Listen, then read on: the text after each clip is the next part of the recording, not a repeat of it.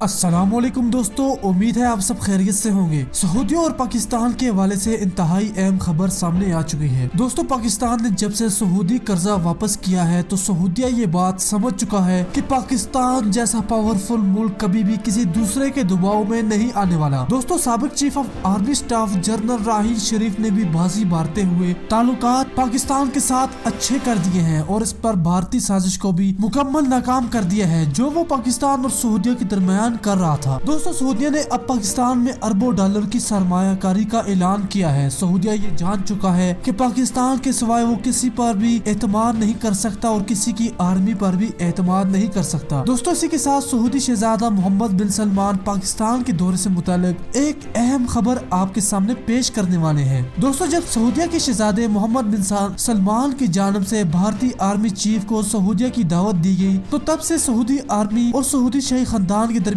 شدید اختلاف پیدا ہو چکا تھا، جس کے بعد راحیل شریف نے اپنے دلیرانہ حکمت عملی سے افواج کو بغاوت سے دور رکھا ہے اور شاہی خاندان کو بھی مطمئن کرنے کا کام کیا۔ دوستو، اسی کے بعد سعودیہ کی جانب سے پاکستان کے متعلق انتہائی اہم اعلان کیا گیا ہے، جس کے متعلق سعودیہ نے پاکستان گوادر میں 4.4 بلین ڈالر کی آئل ریفائنری لگانے کا اعلان کیا ہے۔ دوستو، یہ اعلان 2018 میں کیا گیا تھا، لیکن پاکستان اور سعودیہ کے تعلقات خراب ہونے کی وجہ سے اس آئل ریفائنری کا کام روک لیا گیا، لیکن اب تعلقات اچھے ہوئے ہیں تو سعودیہ نے پہلی کیس 4.4 بلین ڈالر پاکستان کے حوالے کرنے کا اعلان کیا ہے۔ دوستو، اس سے بھارت میں شدید غصہ ہے۔ وہ سمجھ رہے تھے کہ اب سعودیہ اور پاکستان کبھی دوبارہ اپنے تعلقات اچھے نہیں کر سکیں گے۔ تو دوستو، آج بھارتی میڈیا اپنے لوگوں کو ہی برا بھلا کہہ رہا ہے کہ انہوں نے پاکستان کی سعودیہ میں طاقت کو ناپنے میں بڑی غلطی کر دی ہے، جس کا نتیجہ یہ ہوا کہ تعلقات اچھے ہوتے ہی پاکستان کو مزید 4.4 بلین ڈالر کی سرمایہ کاری مل گئی، وہ بھی گوادر میں۔